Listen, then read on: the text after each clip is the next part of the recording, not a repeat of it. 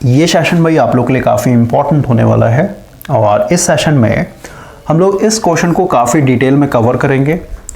ये आपका भाई आरआरबी जेई का जो सीबीटी 1 हुआ था 18 दिसंबर का जो सेकंड शिफ्ट है भाई, वहाँ पे क्वेश्चन पूछा गया था और कल नाइट में भाई ये क्वेश्चन एक तरीके से आया है हम लोग के ग्रुप में।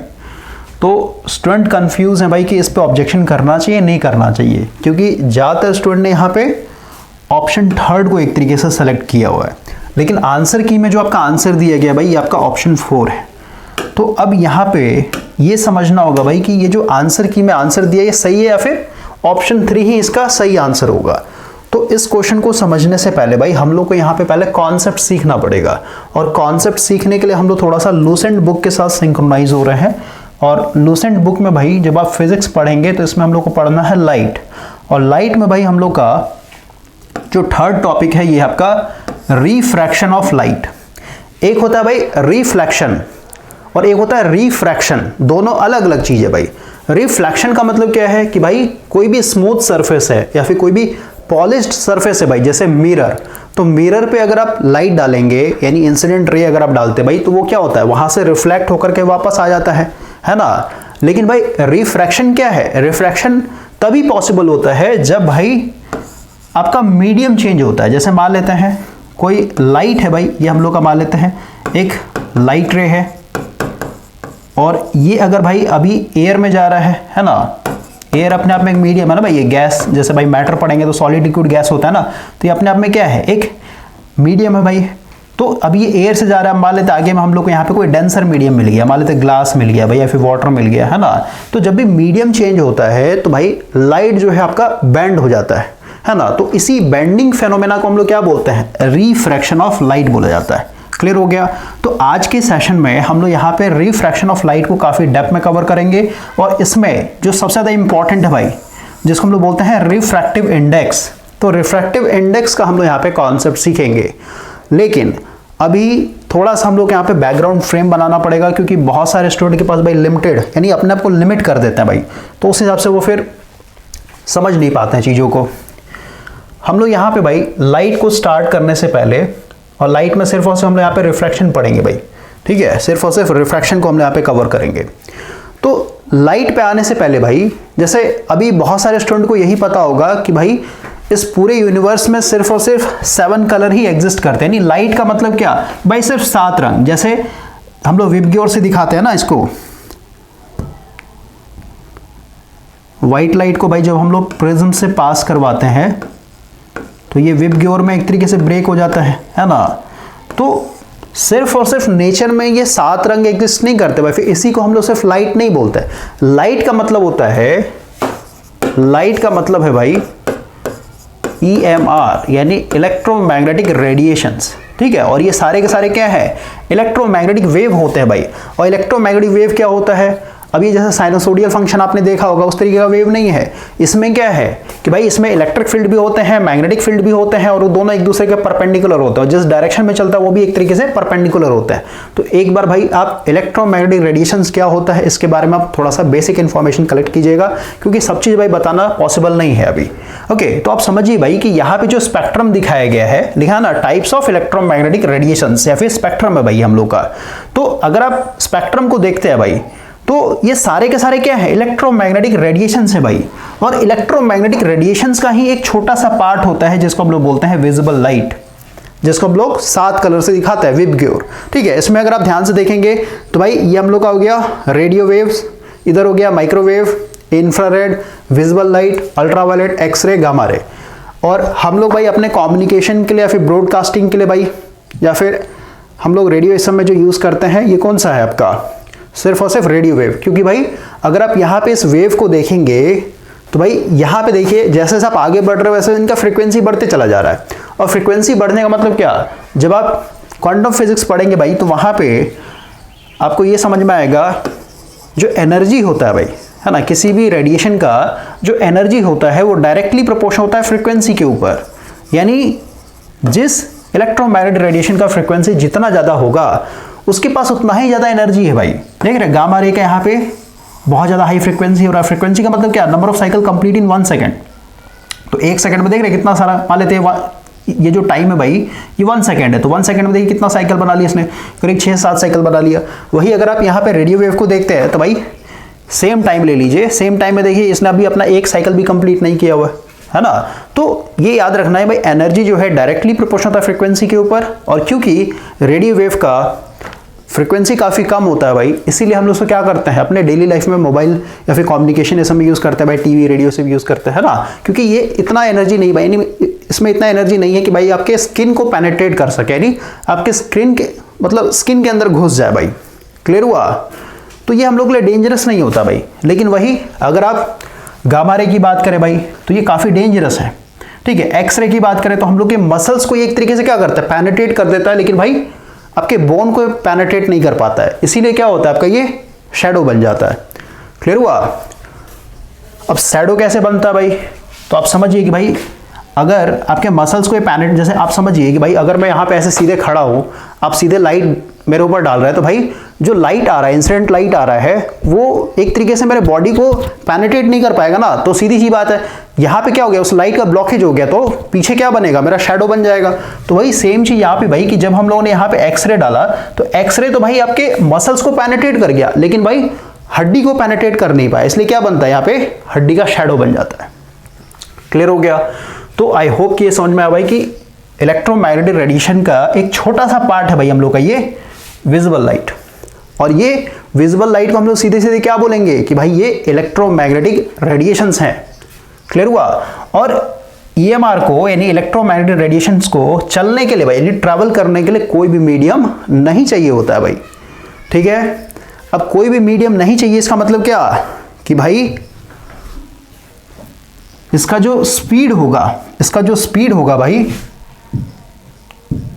वो मैक्सिमम होगा। थोड़ा सा हम लोग आते हैं रफ पेज पे भाई, देखें ईएमआर के अंदर आता है हम लोग का लाइट, विजिबल लाइट बोलिए या फिर सीधे से लाइट बोलिए, और ये क्योंकि भाई ईएमआर है तो इसको ट्रैवल करने के लिए कोई भी मीडियम नहीं चाहिए।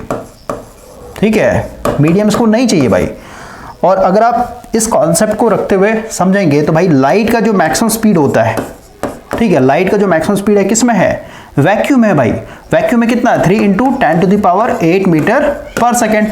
अब क्योंकि अगर हम लोग डेली लाइफ की बात करें भाई, तो हम लोग जो अर्थ पे रह रहे हैं तो अर्थ पे तो भाई वैक्यूम एग्जिस्ट करता ही नहीं है, तो इसी को हम लोग क्या कहते हैं, एयर से कंपेयर करते हैं कि भाई हम लोग के आसपास में पूरा एटमॉस्फेयर है ना, एटमॉस्फेयर में तो क्या मिक्सचर ऑफ गैसेस में तो हम लोग एयर बोल रहे हैं।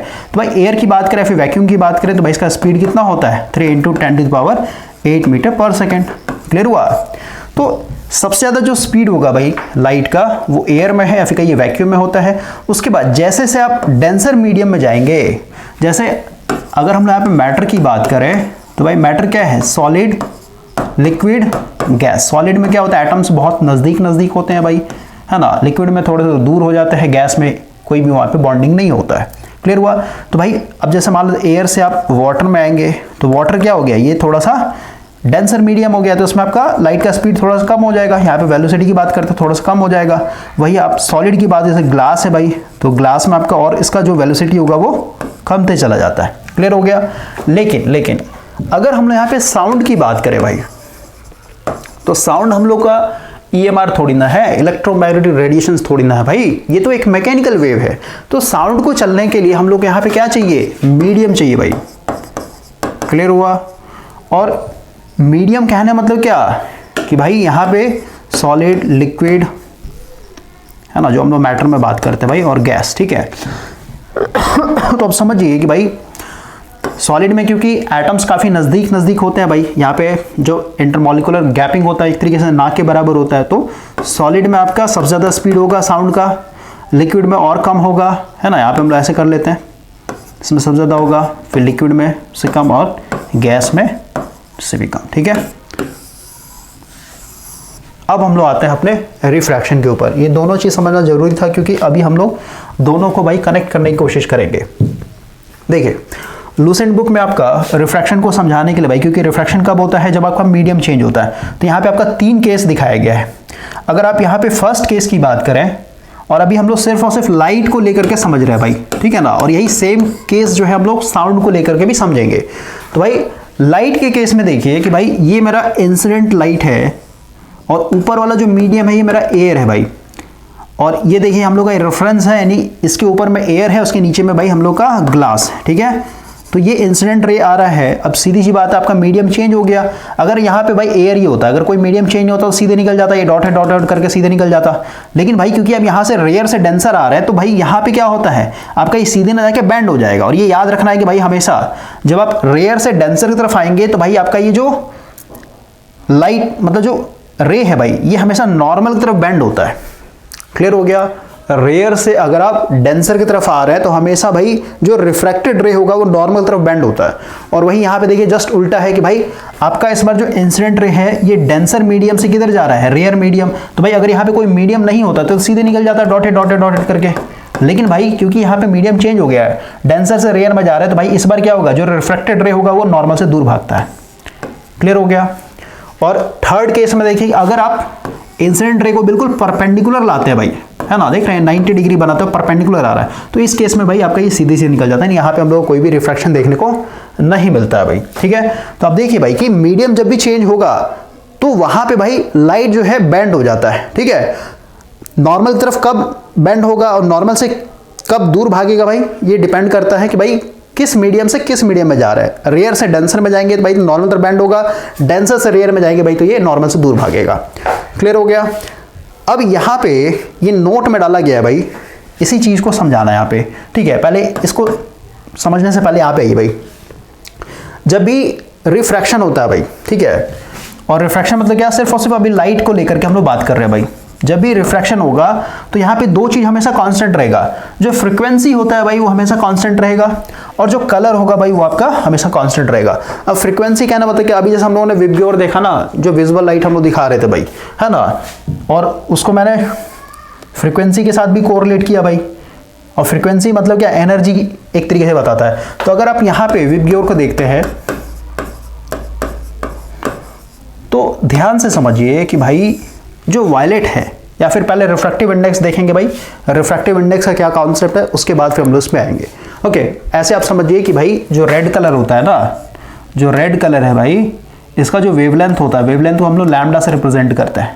ओके, तो इसका वेवलेंथ ज़्यादा होता है, और या फिर सो छोड़ते हैं भाई, इस पर आते हैं हम लोग, पहले यहाँ पे आते हैं, ठीक है। उसके बाद हम लोग को यहाँ पे थोड़ा सा रिफ्रैक्टिव इंडेक्स का कॉन्सेप्ट समझना होगा, फिर क्लियर होगा। यहाँ पे देखिए भाई, अभी तो लाइट का कॉन्सेप्ट समझ लिया तीनों केस। अब यही सेम चीज़ जो हम लोग साउंड के लिए समझते हैं। अब हम लोग साउंड में आ रहे हैं भाई, और ये सब मैं इसलिए बता रहा हूँ भाई क्योंकि आजकल का जो एग्ज़ाम है ना, अब भाई पूरा का पूरा आपका फंडामेंटल अंडरस्टैंडिंग के ऊपर होता है भाई। जैसे आरआरबी जेईई का जो CBT 1 में भाई जो इन्वायरमेंट के क्वेश्चंस पूछे गए थे, वो पूरा का पूरा अंडरस्टैंडिंग वाला था भाई। ओके, तो अपना फंडामेंटल अंडरस्टैंडिंग या फिर कहीं जो फंडामेंटल कॉन्सेप्ट है भाई हर एक सब्जेक्ट का, उसको आप क्लियर करने की कोशिश कीजिए। क्योंकि अब ऐसा वो पैटर्न नहीं भाई कि मान लेते कोई आप बुक का एक तरीके से PYQ लगा रहे हैं, फिर भाई कुछ क्वेश्चन सॉल्व कर रहे हैं तो वही क्वेश्चन जो है कॉपी पेस्ट करेगा, नहीं भाई। आपका भाई क्वेश्चन सेम ही रहेगा लेकिन लैंग्वेज चेंज कर देगा भाई, घुमा देगा। तो ऐसे क्वेश्चन भाई तभी आप सॉल्व कर पाएंगे जब आपका पूरा का पूरा फंडामेंटल अंडरस्टैंडिंग क्लियर रहेगा, ठीक है। तो सब चीज़ को भाई आपको ध्यान से एक तरीके से पढ़ना है यहाँ पे समझते हुए। तो अभी हम लोग साउंड में आ रहे हैं। तो साउंड में भाई अभी हम लोगों ने क्लियर किया कि भाई साउंड का जो स्पीड होता है वो सॉलिड में जाता है, फिर उससे लिक्विड में, फिर उससे गैस में, ठीक है। और लाइट के केस में जस्ट उल्टा था भाई। लाइट में क्या था कि भाई एयर में सबसे ज़्यादा स्पीड है, फिर जैसे धीरे धीरे आप डेंसर की तरफ जाएंगे वैसे वैसे उसका स्पीड घटते चला जाता है। तो यही चीज़ यहाँ पे लिखा गया है कि भाई अगर हम लोग साउंड को यहाँ पे देखें तो साउंड का जो वेलोसिटी होता है, ठीक है, वाटर मतलब क्या, ये लिक्विड है भाई, है ना, और ये मेरा एयर है। तो भाई साउंड का स्पीड क्या होगा, वाटर में ज़्यादा होगी भाई, ये डेंसर है। और यहाँ पे एक चीज़ और दिखा दी ऐसे कि भाई इधर मान लेते हैं कोई सॉलिड है, ठीक है। सॉलिड में तो स्टील ले सकते हैं, आयरन ले सकते हैं भाई, है ना, स्टील में सबसे ज़्यादा होता है स्पीड। क्लियर हुआ। तो ये आपका वेलोसिटी ऑफ साउंड को एक तरीके से दिखाया गया है। अब यहाँ पे देखिए लाइट से कंपेयर करते हुए यहाँ पे लाइन लिखा है, water is rare than air for sound.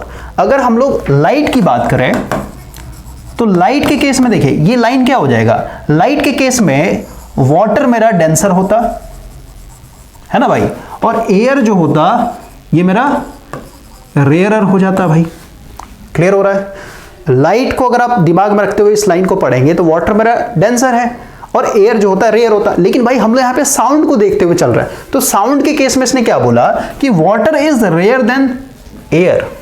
सोचिए इस चीज को, सोचिए भाई इसने क्या लिखा है कि भाई साउंड के केस में वाटर जो हो जाएगा, वाटर जो हो जाएगा भाई ये रेयर हो जाएगा, ठीक है, रेयर यानी रेयर मीडियम हो जाएगा, ठीक है, एज कंपेयर टू एयर के, ठीक है, यानी वाटर इज रेयर, यानी इसको हम लोग कर लेते हैं कि भाई साउंड के केस में वाटर जो है भाई मेरा रेयर है और एयर जो है भाई मेरा डेंसर है। अब ऐसा कैसे बोल रहे हैं भाई, तो अभी इसको थोड़ा पॉज करते हैं क्योंकि अभी हम लोग को यहाँ पे थोड़ा सा रिफ्रैक्टिव इंडेक्स का कॉन्सेप्ट समझना पड़ेगा, तो ये क्लियर हो जाएगा भाई। तो अभी हम लोग आते हैं, उसका फिर हम लोग आएंगे यहाँ पे कि भाई कलर और फ्रीक्वेंसी चेंज क्यों नहीं होता है, ओके ना। लॉ ऑफ रिफ्रैक्शन भाई आपको पता ही होगा, इसको छोड़ देते हैं। और लॉ ऑफ रिफ्रैक्शन से भी आपका पूछा था 18 दिसंबर को स्नेल लॉ का, भाई डायरेक्ट यहाँ पे जो फॉर्मूला डाला गया है ना, यहाँ पे आइए आप, ये देखिए ये फार्मूला आपका डायरेक्ट डाला गया था, sine I upon sine R, clear हुआ। तो अभी ये सब छोड़ते हैं, हम लोग आते हैं सीधे सीधे रिफ्रैक्टिव इंडेक्स क्या होता है भाई, और इससे आप क्या समझते हैं। तो रिफ्रैक्टिव इंडेक्स का यहाँ पे देखिए सीधे सीधे फार्मूला लिखा गया है कि भाई जो रिफ्रैक्टिव इंडेक्स होता है, ये ऊपर में क्या लिखा है, speed of light in vacuum. तो भाई इसको हम लोग सीधे सीधे सी से दिखाते हैं भाई, शॉर्टकट में लिख रहा हूँ फार्मूला क्योंकि ऑलरेडी यहाँ पे ओपन करके लिखा गया है, ठीक है। Speed of light in vacuum divided by speed of light in medium. अब मीडियम कहना मतलब क्या कि भाई एयर हो सकता है ना, वाटर हो सकता है, ग्लास हो सकता है, ठीक है, कोई भी मीडियम। तो अगर हम लोग इस फॉर्मूले पे काम करें भाई, तो अभी हम लोग सबसे पहले विजिबल लाइट की बात करते हैं, ठीक है। हम लोग यहाँ पे विजिबल लाइट की बात कर रहे हैं भाई, इसको थोड़ा मॉडिफाई करेंगे। विजिबल लाइट का नाम क्या, विबग्योर। और यहाँ पे हम लोग को पता है कि भाई जो वायलेट होता है ना, ये वायलेट का भाई जो वेवलेंथ होता है वो सबसे कम होता है। या फिर अगर आप यहाँ पे देखते हैं, देखिए इस चीज को देखिए आप,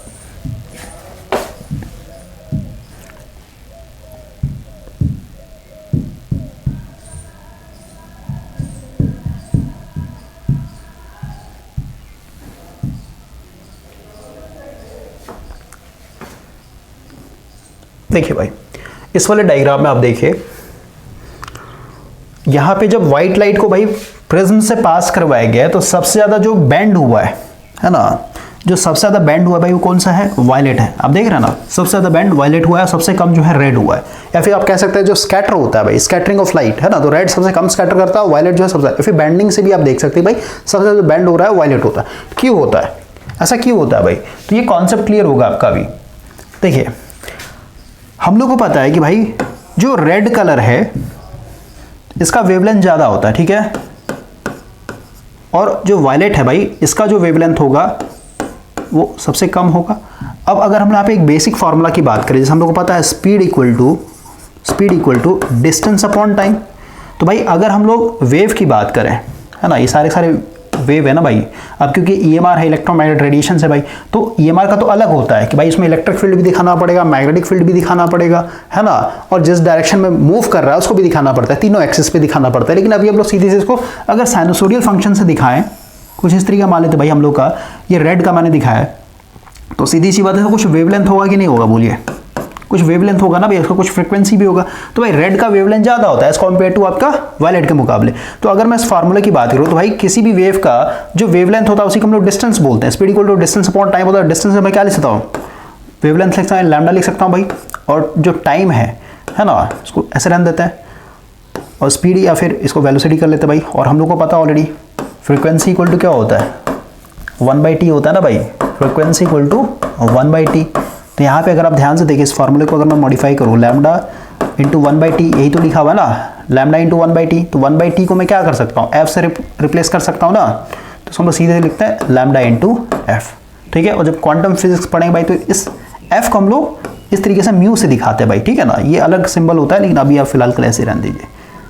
तो ये आपको यहाँ पे पता चल गया भाई, ठीक है, कि किसी भी मतलब इस विजुअल लाइट को हम लोग इस तरीके से दिखा रहे हैं, साइनसोइडल फंक्शन से दिखा रहे हैं भाई। तो आप समझिए भाई जो विजिबल लाइट है इसका जो वेलोसिटी होता है इसका फार्मूला क्या है, लैम्डा अपॉन टाइम, या फिर आप कहिए लैम्डा इनटू फ्रीक्वेंसी। क्लियर हो गया। तो अभी हम लोग इस वाले फार्मूले पे आ रहे हैं कि भाई इसको मैं यहाँ पे साइड करता हूँ, ठीक है, ये आपको समझ में आ गया कहाँ से आया सो। अब इसको हम यहाँ पे साइड कर रहे हैं भाई, इसको यहाँ से हटाते हैं।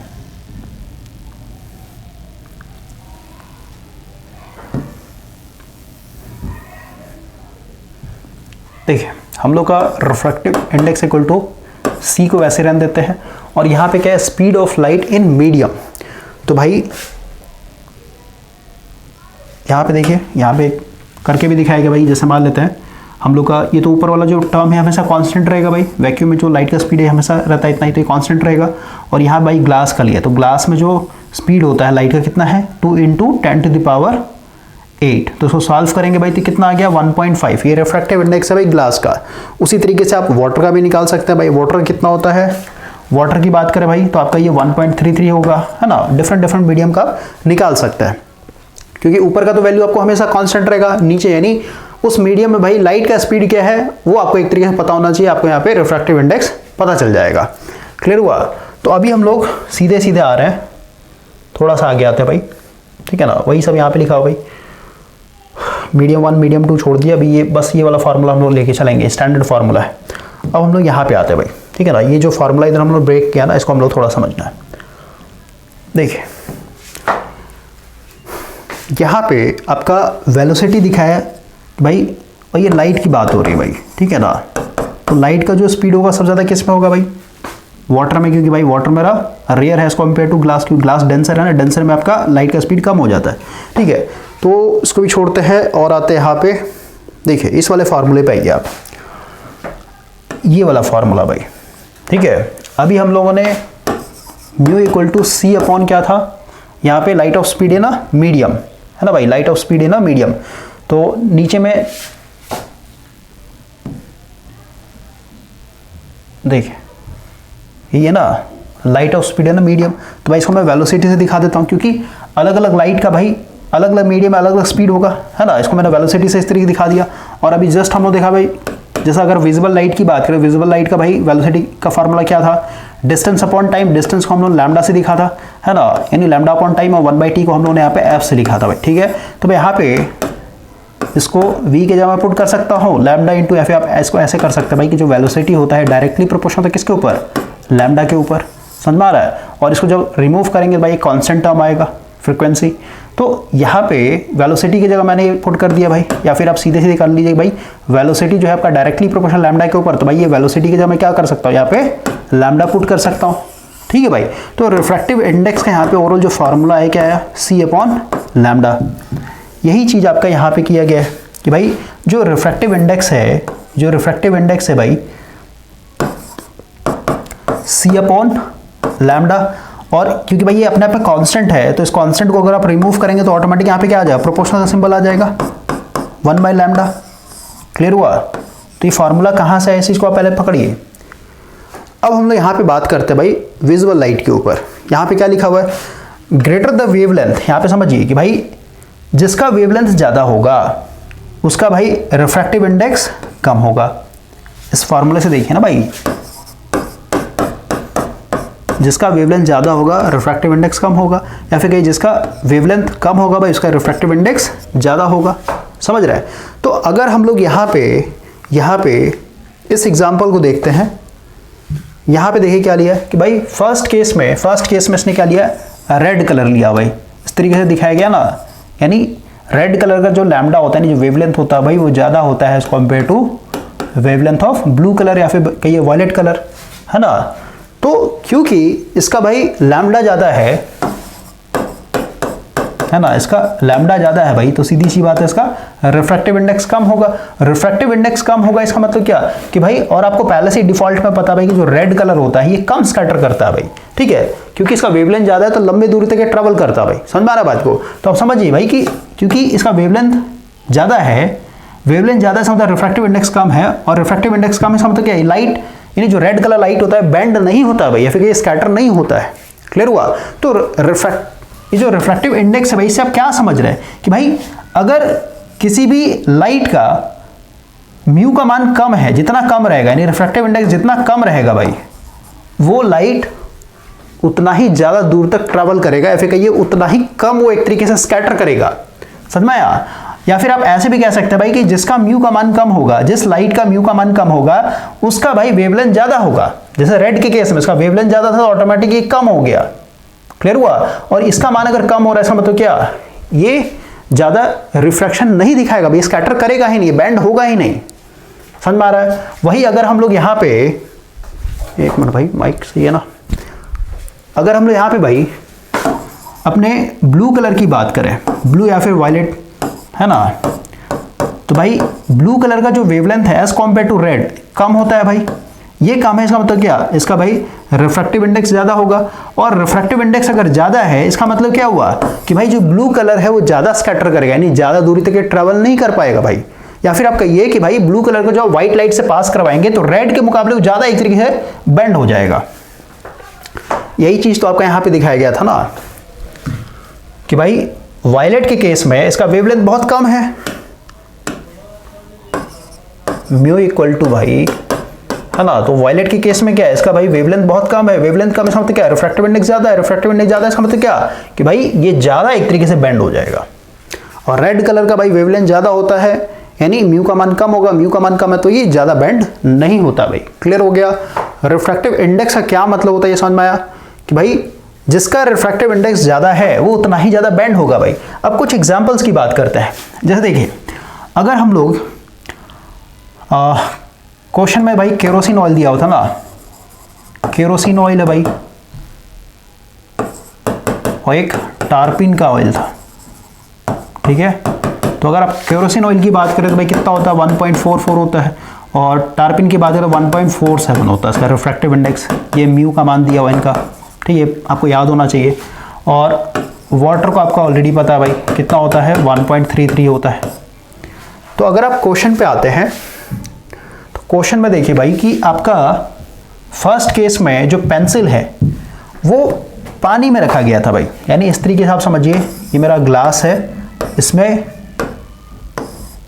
पानी भरा हो भाई, ठीक है, ये वाटर है एक तरीके से।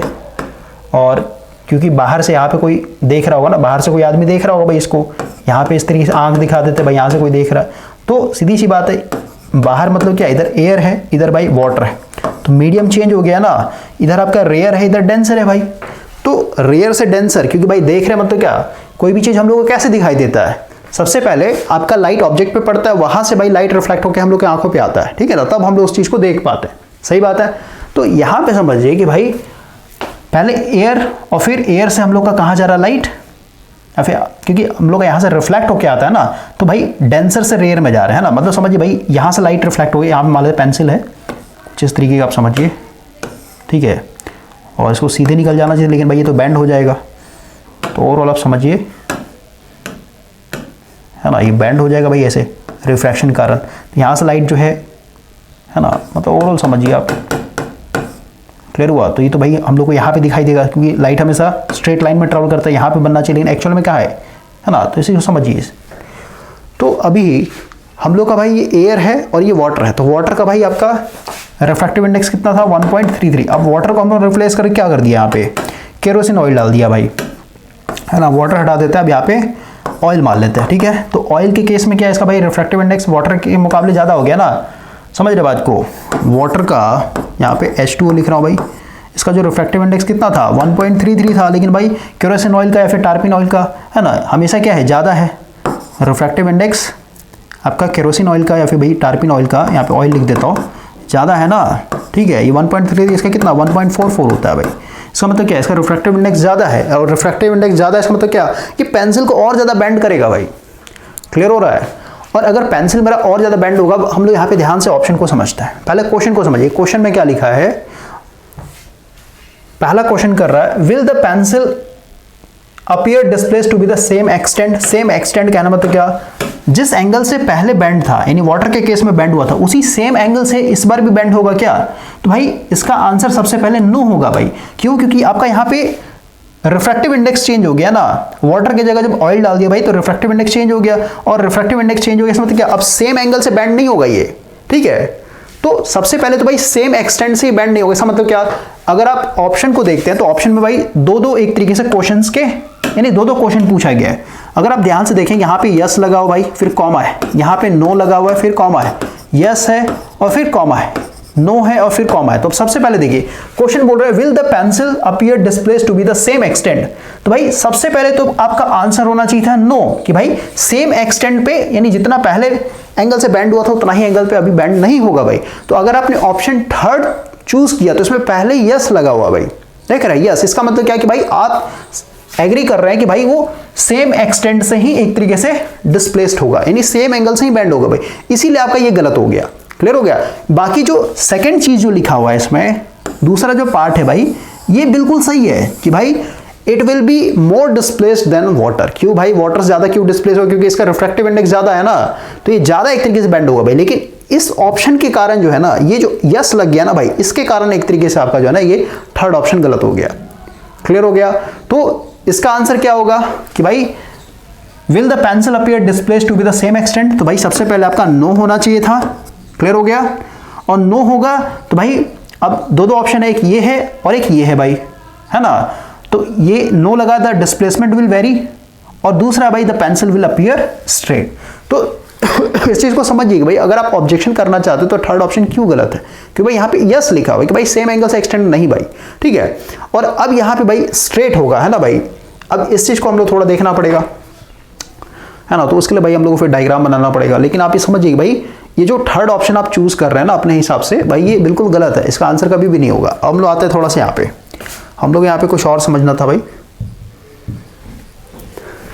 ठीक है। तो यहाँ पे आपको समझ में आया भाई कि ओवरऑल अगर आप विजुअल लाइट की बात करें तो विजुअल लाइट पे हम लोग कैसे एक तरीके से रिफ्रैक्टिव इंडेक्स का कॉन्सेप्ट लगा सकते हैं, है ना। और वही अगर हम लोग मीडियम की बात करें, डिफरेंट डिफरेंट मीडियम, है ना, टार्पिन ऑयल हो गया, केरोसिन ऑयल हो गया, वाटर हो गया, आइस हो गया, है ना भाई। तो उस पर भी भाई आप ये रिफ्रैक्टिव इंडेक्स का कॉन्सेप्ट एक तरीके ला सकते हैं। जितना ज़्यादा रिफ्रैक्टिव इंडेक्स होगा लाइट उतना ही ज़्यादा वो बेंड करता है, बेंड करना मतलब उतना ही ज़्यादा उसमें रिफ्रैक्शन देखने को मिलता है भाई। क्लियर हुआ।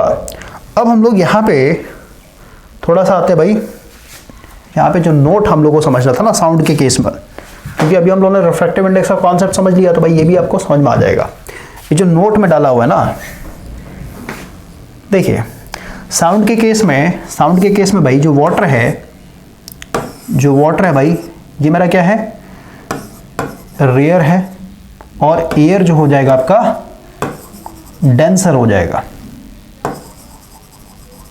ठीक है। और अभी हम लोगों ने ऊपर देखा कि भाई अगर रेयर से आप डेंसर में जाते हैं तो भाई हमेशा जो रिफ्रैक्टेड रे होगा वो हमेशा नॉर्मल तरफ बेंड होता है। तो वही लिखा, so in passing from the air to water, air to water मतलब क्या, साउंड के लिए एयर क्या है भाई, यहाँ पे लिख दिया एयर मेरा डेंसर है, यानी डेंसर मीडियम से कहाँ जा रहे हैं, रेयर मीडियम में जा रहे हैं भाई, क्योंकि वाटर साउंड के लिए क्या हो जाता है, रेयर हो जाता है भाई, ठीक है। तो डेंसर से अगर आप रेयर में जा रहे हैं, sound wave bend away from the normal while light bend toward the normal, ठीक है। इस चीज को आप समझिए, क्योंकि भाई साउंड के केस में आपका मतलब वेलोसिटी से कंपेयर कीजिए ना, साउंड के केस में आपका कहाँ से कहाँ जा रहे हैं आप, एयर से भाई वाटर तरफ जा रहे हैं। तो भाई अभी देखिए यहाँ पे लिखा गया ना, इसको समझिए। और यहाँ पे भी आप कंपेयर कीजिए कि भाई लाइट का जो वेलोसिटी होगा एयर में ज़्यादा होता है एज कंपेयर टू ग्लास,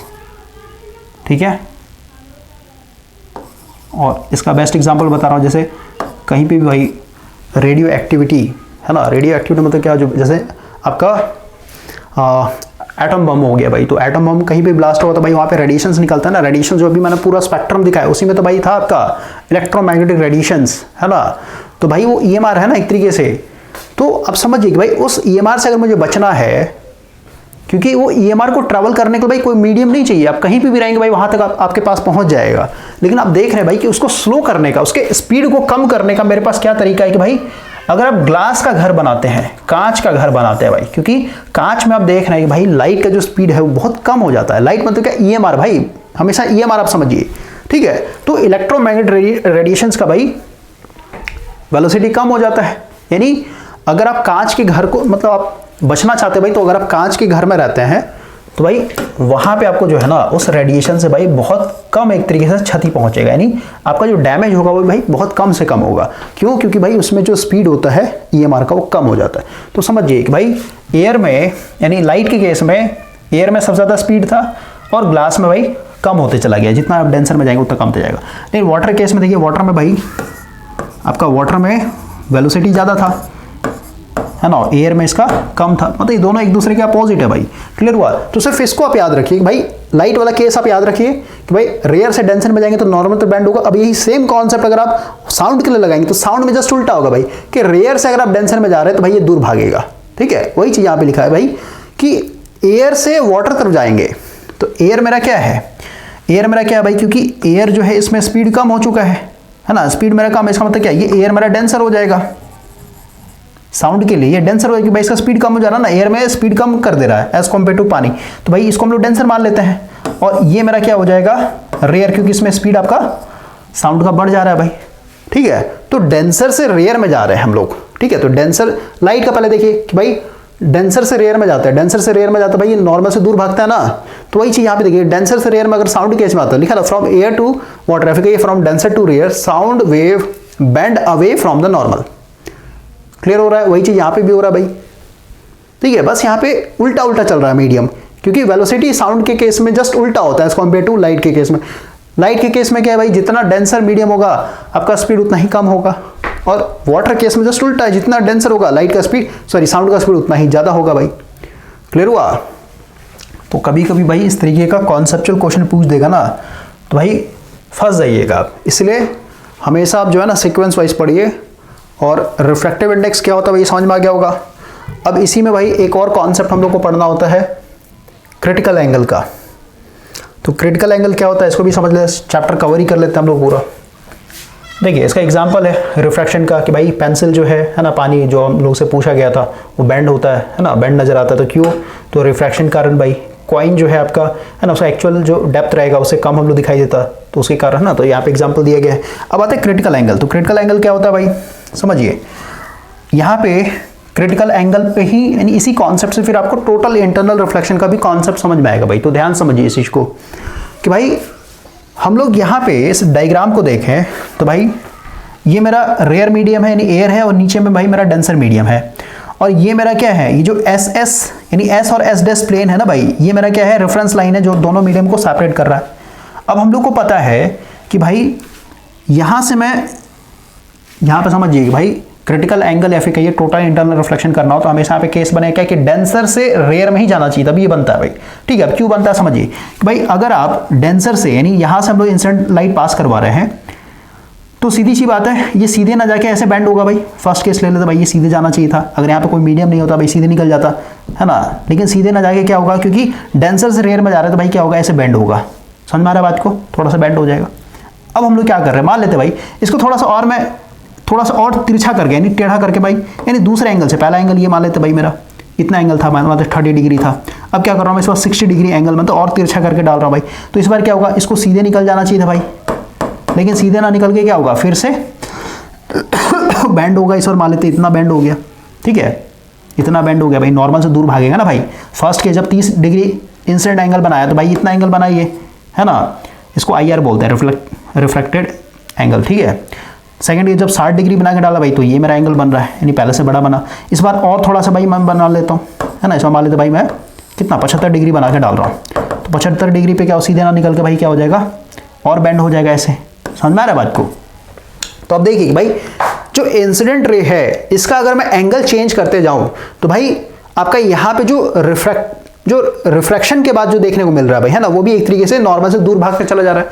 तो भाई एक ऐसा भी एंगल बनेगा कि भाई आपका बिल्कुल सरफेस को, यानी जो ये एस और एस डेस प्लेन है ना, इसको टच करता हो जाए। क्लियर हो रहा है? तो भाई मान लेते हैं कि भाई ये मेरा वो एंगल है, और इस एंगल से जब मैंने इस इंसिडेंट रे को डाला तो जब ये डेंसर से रेयर में पहुंचा ना तो भाई ये पूरा का पूरा क्या हो गया, एक तरीके से 90 डिग्री बेंड हो गया। यानी ये जो रेफरेंस लाइन था जो दोनों मीडियम को सेपरेट कर रहा था भाई, उसको एक तरीके से टच करता हुआ एक तरीके से बेंड हो गया। क्लियर हुआ? तो इसी को हम लोग क्रिटिकल एंगल बोलते हैं भाई। यानी क्रिटिकल एंगल वो एंगल होता है जिस एंगल पे आपका जो रिफ्रैक्शन होगा भाई वो नॉर्मल से बिल्कुल 90 डिग्री हो जाता है। क्लियर हो गया? देख रहे हैं पूरा पूरा 90 डिग्री बन रहा है, आर का मान यहाँ पे 90 डिग्री हो रहा है। समझे? तो इसको बोलते हैं भाई हम लोग क्रिटिकल एंगल। अब एक चीज समझिए, जैसे भाई मान लेता है क्रिटिकल एंगल जो है ये जो क्रिटिकल एंगल है भाई, ये मान लेते मेरा इस बार 45 डिग्री था, है ना, अलग केस में अलग अलग बनेगा भाई, ठीक है ना।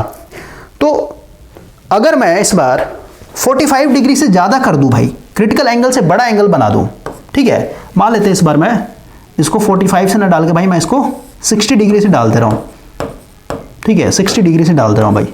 अब क्योंकि क्रिटिकल एंगल से ज़्यादा बड़ा हो गया है तो सीधी सी बात है, इस बार जो रिफ्रैक्शन होगा भाई वो क्या हो जाएगा, 90 डिग्री से ज़्यादा बेंड हो जाएगा, क्योंकि भाई जब 45 डिग्री पे भाई मैंने इंसिडेंट करवाया तो भाई पूरा 90 डिग्री बेंड हो गया। इस बार क्योंकि मैंने इधर से और तिरछा कर दिया, इसको एंगल बढ़ा दिया भाई, तो सीधी सी बात है इस बार क्या हो जाएगा, आपका जो रिफ्रैक्शन देखने को मिलेगा ये वापस ऐसे ही दिख जाएगा, ठीक है, यानी 90 डिग्री से बड़ा हो जाएगा। इसका मतलब क्या हुआ कि भाई ये जिस मीडियम में था उसी मीडियम में वापस हो गया रिफ्रैक्शन के बाद, देख रहे हैं यहाँ पे, जिस मीडियम में था भाई उसी मीडियम वापस आ गया कि नहीं आ गया, यानी दूसरे मीडियम में गया ही नहीं भाई। इसी को हम बोलते हैं टोटल इंटरनल रिफ्लेक्शन। क्लियर हुआ? टोटल इंटरनल रिफ्लेक्शन का मतलब क्या है कि भाई जैसे रिफ्लेक्शन क्या होता है भाई कि भाई टकरा के वापस आ जाता है ना, तो वही चीज यहाँ पे भाई कि यहाँ पे आपको ऐसा फील नहीं हो रहा है कि भाई यहाँ पे टकराने के बाद फिर से वापस उसी मीडियम में आ गया। क्लियर हो रहा है? तो भाई समझिए कि क्रिटिकल एंगल क्या है कि भाई क्रिटिकल एंगल वो एंगल होता है, वो मिनिमम एंगल जिस पे भाई आपका जो रिफ्रैक्टेड रे होगा वो नॉर्मल से हमेशा 90 डिग्री एक तरीके से एंगल बनाता है। और ये कब पॉसिबल है, हमेशा डेंसर से रेयर में, क्योंकि डेंसर से रेयर में जाएंगे तभी तो भाई नॉर्मल से दूर भागेगा। क्लियर हो रहा है? ठीक है। अब क्रिटिकल एंगल किस किस चीजों पे डिपेंड करता है भाई वो भी यहाँ पे लिखा गया है, ठीक है। जैसे अब क्योंकि भाई यहाँ पे देखिए, यहाँ पे रिफ्लेक्शन हो रहा है ना भाई, यहाँ से इंसिडेंट लाइट डाला आपने तो भाई ये बेंड हो रहा है। अभी जस्ट मैंने आपको बताया कि भाई कोई भी लाइट कितना बेंड करेगा वो किस पे डिपेंड कर रहा था, वेवलेंथ पे डिपेंड कर रहा था भाई, रिफ्रैक्टिव इंडेक्स। अभी जस्ट बताया रिफ्रैक्टिव इंडेक्स जितना ज्यादा होगा उतना ज्यादा बेंड होता है भाई, है ना। तो जिसका भाई लैम्डा कम होगा उसका भाई रिफ्रैक्टिव इंडेक्स ज्यादा होगा, यानी वो उतना ही ज्यादा बेंड होगा भाई। वही चीज यहाँ पे लिखा है कलर, क्योंकि कलर या फिर कहिए इसी को वेवलेंथ से बता रहा भाई, है ना। तो वेवलेंथ जिसका ज्यादा होगा, सॉरी कम होगा, उसका भाई रिफ्रैक्टिव इंडेक्स ज्यादा होगा और वो उतना ही ज्यादा बेंड होगा भाई। क्लियर हुआ? और जितना ज्यादा इसका रिफ्रैक्टिव इंडेक्स होगा या फिर जितना कम वेवलेंथ होगा उसका उतना ज्यादा रिफ्रैक्टिव इंडेक्स और उतना ही ज्यादा बेंड, यानी उसका क्रिटिकल एंगल उतना ही छोटा होगा भाई। क्लियर हो रहा है? तो वही चीज लिखा भाई। वायलेट लाइट लिखा है ना, यहां से पढ़िए।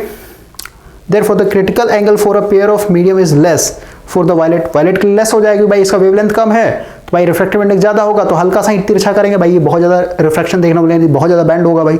तो वायलेट का भाई आपका जो क्रिटिकल एंगल होगा कम होगा एज कम्पेयर टू रेड के केस में। रेड के केस में क्या करना पड़ेगा कि भाई इसका लैम्डा एक तरीके से ज्यादा है तो भाई रिफ्रैक्टिव इंडेक्स कम है, यानी कम बेंड होगा। कम बेंड होगा इसका मतलब इसमें को ज्यादा तिरछा करके डालना पड़ेगा भाई, तब जाके एक तरीके से ये 90 डिग्री बेंड होगा।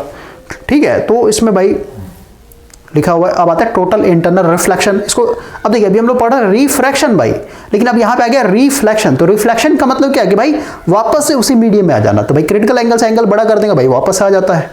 ठीक है, तो इसलिए यहाँ पे आपका नाम बदल दिया जाता है। तो देखिए लिखा है ना यहाँ पे, देखिए कि भाई हम लोग का ये डेंसर मीडियम था, ये रेयर मीडियम था भाई।